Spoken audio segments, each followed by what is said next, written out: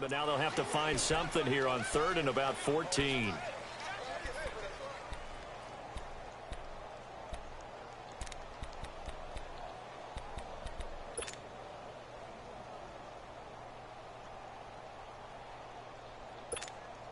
They don't need to run another play here before the 2-minute warning. Let's see if they do it anyway. 3rd and long for Rivers. Oh, I shouldn't have blitzed. Oh, why did I do that? I shouldn't have done that. That was my fault. Tyrell Williams with his 2nd touchdown here in this first half. And the Chargers are going to add on to their lead. Sturgis adds the PAT, and the decision to just kick the extra point winds up successful. I know not to blitz you right there. Sturgis out now to kick this one off. It's on broadcast now, baby. And that'll carry over the back line of the end zone for a touchback. The Rams offense now making their way out to take over. And they had 3 points last time, but they didn't want 3 points because they were well within range of scoring a touchdown. We'll see if they can do better now. I'm with you on that one. Let's just go ahead and be frank about the whole thing. The only one happy about the 3-point kicker. Exactly. You put it through the post. That's going to help him in contract time. But that offense, they're thinking, let's get in the end zone this time. I don't know if that helped him at contract time. You could have kicked that one through. I don't know about that. Toe bash. I don't know about that. Super toe. 2 minutes remain here in the first half. We're back to the City of Angels after this timeout. To throw on 2nd down is gone. Now he'll dump it underneath to his running back, complete. And they get him down, but not before he takes it across the 40-yard line. Give him 10 yards on that one, and that'll earn him a fresh set of downs. Back-to-back good plays have him on the move on 1st down. Now Goff on 1st down. Oh, he's got a man wide open, complete. And they'll get this well past midfield before being stopped just before the 35. Chewing up big yardage. Another nice gain there. This one goes for 20. Goff on 1st down. Oh, come on! Now it's intercepted. Picked on by Casey Hayward. Looking for Woods that time. When a team's turned it over 3 times in the first half, we just look at the offense and say, guys, what are you doing? But instead, we really should be looking at the defense. They've created the takeaways. 2 interceptions, 1 caused fumble. They played awfully well swarming to the ball here in the first half. Gordon. And he rolls across the 20 to the 24-yard line. A good run there on 1st down, and it'll leave them with a 2nd and 2. Some runs are blocked so well, you almost forget that someone has to carry the ball to gain the yardage. The leverage by the offensive line to create space up front, really well done. Throwing, Rivers. And incomplete there. A nice hit. Jars the ball free and brings up 3rd down. I know at times people think we use it too often, but you've got to be able to throw guys open. And when you read zone, you've got to stick it in there before your receiver gets to the next guy in the zone. Otherwise, you bring him into the play. And that's precisely what allowed that defense to disrupt the pass. And the Rams got it. They bring him down. And now the Rams are going to halt things as they want a timeout. As they get the stoppage with a little over 50 seconds to go in the first half. He steps into this one, and this is a rocket. Pulled in at the 24. Nice job bringing that one back. 14 on the return. And the Rams will go on offense here with a 1st and 10. The Rams offense now, they get set and head back onto the field. And 2 interceptions thrown here in this first half. You hear it, no matter the sport, they say the great athletes, they can kind of have a short-term memory, but that's easier said than done. It is easier said than done, but I played with a guy who threw 2 interceptions in the first quarter of a really big game we were playing. Johnny Unitas? And no, not quite of that level and not of that age. But I was going for the age. I remember looking over at him, and he was smiling. And I thought, what is he smiling about? It's because he had enough confidence in himself that was a fluke. And he went out and played pretty well the rest of the day. And now before this 1st down play, we're going to get a timeout here. As the clock will stop with 18 seconds to go in the first half. Goff now 10 of 16 throwing the football. It's 1st and 10. Here's Goff. Under pressure, and he'll go down. Sacked back at the 31. And before this second down play, we'll get a whistle, a signal, and a timeout, as they'll stop it with 13 seconds to play in half number 1. After the sack, it's 2nd and 19, and the road gets a bit tougher from here. To throw is Goff. And for the 3rd time here in this half, it's intercepted. Shit, what? Derwin James with a pick. Good shit, JB. Likely time for one final snap as they start out 1st and 10.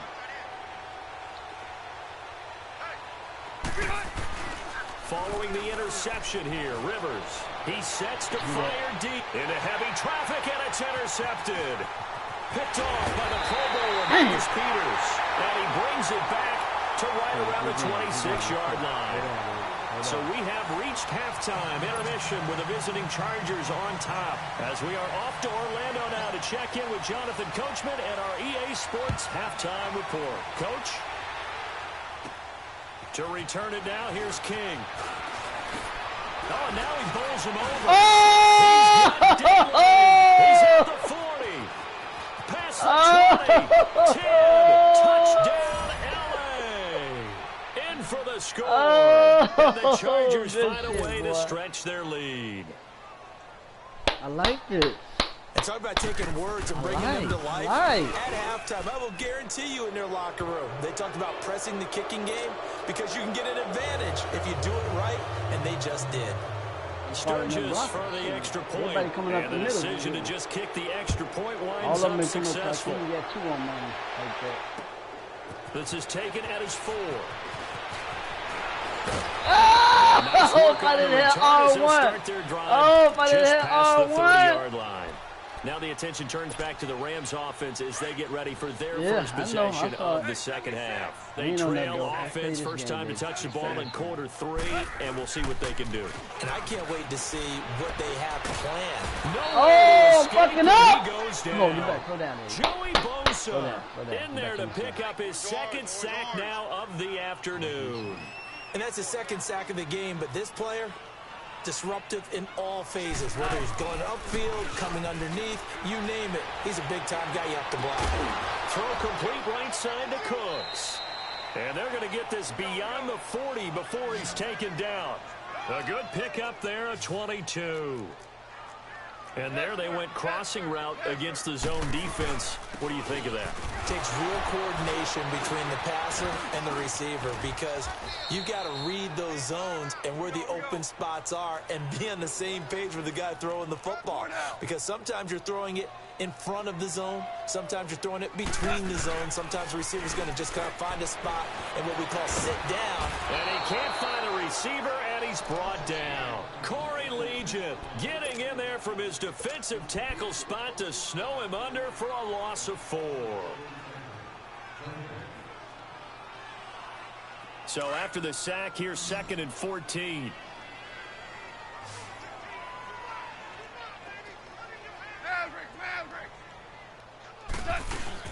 Here's Goff. Going up top for Cup. And his pass is intercepted for the 4th time today. Boy, you learned how to get over there under that. Jaleel Adai. And a big turnover there as his guys will get the football back.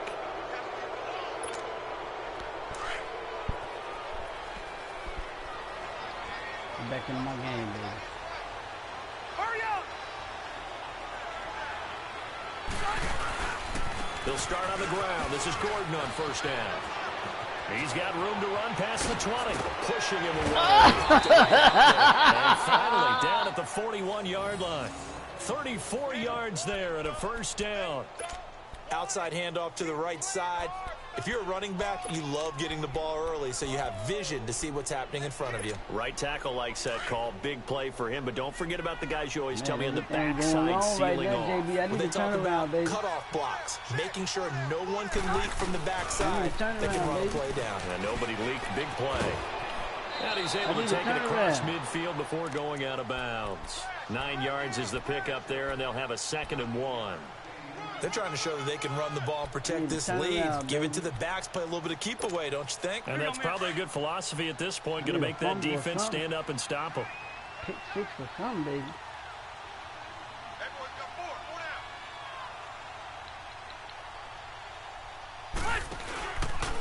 Now a handoff. This is Gordon. And some room to roam now. It'll be a pickup of 16 and a Charger first. Another good run there, and now we're seeing an offense that's imposed its will on a defense. When we talk about that all the time, what does it really mean? It means that the guys on the offensive line, they feel like they can do whatever they want. They're in the huddle saying, run it again. Give us another chance to smack someone and create some space. On the defensive side of the ball, not only have they imposed their will against you, to figure out what you're doing there, but you got to keep your spirit up at the same time, and they're taking that too. So this will be accepted as it moves the offense backwards. They lose the yardage, and, of course, they also lose the down on the grounding call, and it's quickly 2nd and long. They'll try to throw here. Rivers sets up the screen to Gordon. And he gets it down to the 32. That one good for 12 yards, and that'll make it 3rd down. When you run a screen pass really well, you got to like the look of it because so many parts come together to make it work well. The offensive linemen, where they're faking people out, the back slipping out there, catching the football, then all of them going together as one unit downfield. A really nice pickup. The Chargers on 3rd down, just 1 for 5 to this point. This is 3rd and 9. To throw is Rivers. Oh, he got that bitch out. And he's in for a Charger touchdown. That bitch out. Phillip Rivers with his 3rd touchdown pass of the game. And the Chargers are going to add on to their lead.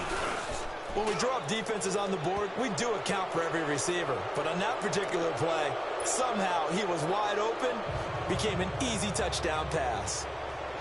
Sturgis out now to kick this one off.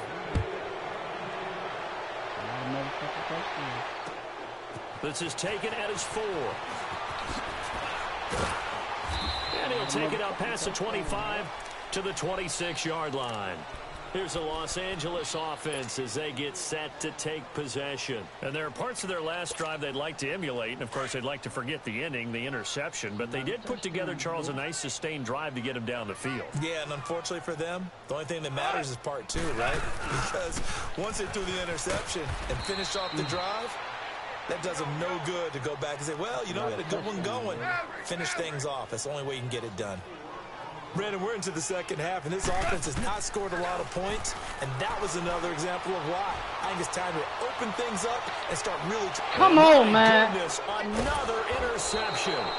Derwin James with a pick, and they will take over possession of the football at their 42-yard line. You hear me laughing, partner, and I'm not laughing at the situation, but sometimes you just get yourself into a rut. It's hard to shake yourself out of it. So Rivers will lead the Chargers up 1st and 10 at the 41-yard line. Throwing Rivers. Across the formation, he's got a man. That's Allen. And they'll get this well past midfield before being stopped just before the 35.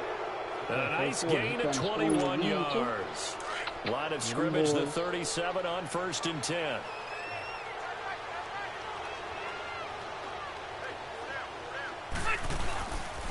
Now Gordon on 1st down. And tough sledding. He'll get maybe a yard. Stop short of the 35. In my book, that's running the ball well, but with intelligence. How about him keeping the clock moving, staying in bounds? Yeah, even though it's the 3rd quarter, you're thinking ahead, aren't you? This is where your running game can really help you with a lead in the second half. I agree totally. It's not just end-of-the-half situations that you worry about the clock. It's throughout the game. And with the lead, stay in bounds. Make them fight harder to try and catch you. That catch good for 5. It's 3rd down. Well, clearly one of his advantages as a passer is his height, sit back in the pocket, fired over the middle. That makes things tougher defensively, doesn't it? It really does, because your goal is to move the quarterback off his initial spot when he gets his drop back complete. Oh, man, it's Allen for the Charger touchdown. Fourth touchdown pass there for Phillip Rivers. And this Charger offense is running away with this one. You got this one. You have fun with this one, partner. I am. He's been fun to watch under center. We always talk about getting to the next level, right? When we see everything people get can into go the zone, wrong in this game. this guy's in the master class right now. What a performance he's putting on, just carving them up. 4 touchdown passes, carving him up is right. Seems like everything he throws is going to be a completion and going in the end zone. This is taken at the 3. And he'll get it up just past the 20, and his guys will go to work at the 21-yard line. So now here are the Rams as their offense comes back out. They've got to dig down deep. I mean, they need something right now, really anything to cling on to. This offense has struggled.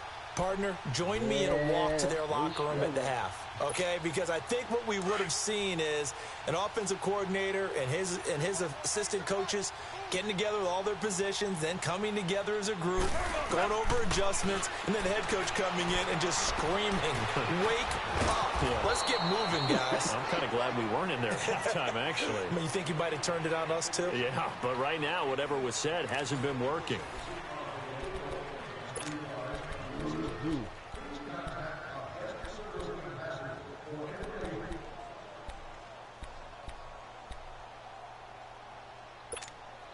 Second and 9 now from the 21. In this game, baby.